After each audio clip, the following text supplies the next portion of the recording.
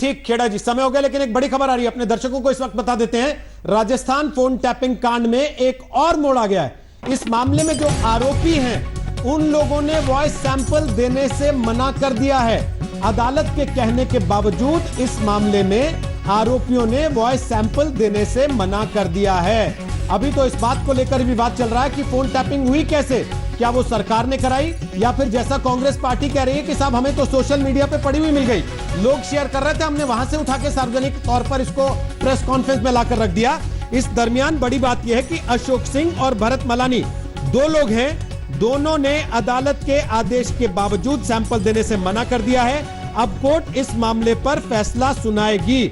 अब मेरा सवाल, हालांकि पवन खेड़ा से मैं पूछना चाहता हूं, उसके पहले शरद कुमार हमारे साथ आ गए, हमारे सहयोगी फोन लाइन पर इसी मामले में और जानकारी लेकर। शरद, जरा बताइए क्यों भाग रहे हैं ये वॉइस सैंपल देने से? अगर कोई लेन देन नहीं हो रहा था, अगर कोई खरीदारी, कोई बेचने की कोशिश नहीं हो रही थी विधायकों को, तो फिर डॉक्टर टेप के लिए वॉइस सैंपल देने से मना क्यों कर रहे हैं लोग, जिसको डॉक्टर कह रहे हैं कल से?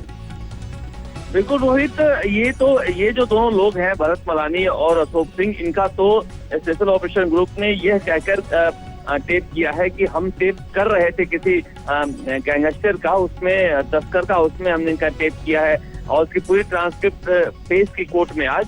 और कोर्ट ने कहा कि आप लोग वॉइस सैंपल देना चाहते हैं, आप लोग, तो इन्होंने कहा कि हम वॉइस सैंपल देना नहीं चाहते हैं। इसके अलावा संजय जैन, जो नया टेप कांड उजागर हुआ है, उसको अभी कोर्ट में पेश किया है और 4 दिन के रिमांड पर लिया है। तो कुल मिलाकर अशोक गहलोत ने चारों तरफ से घेरा बीजेपी के खिलाफ कस दिया है।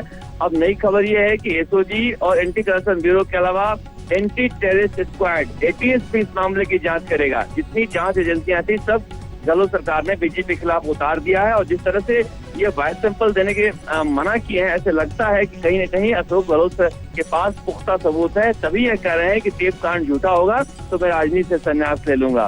तो कुल मिला के अब ये मामला कोर्ट में है और अशोक गहलोत जांच एजेंसियों के जरिए चाहते हैं कि बीजेपी का जो कथित रूप से षड्यंत्र है उसका खुलासा करें। जी रोहित,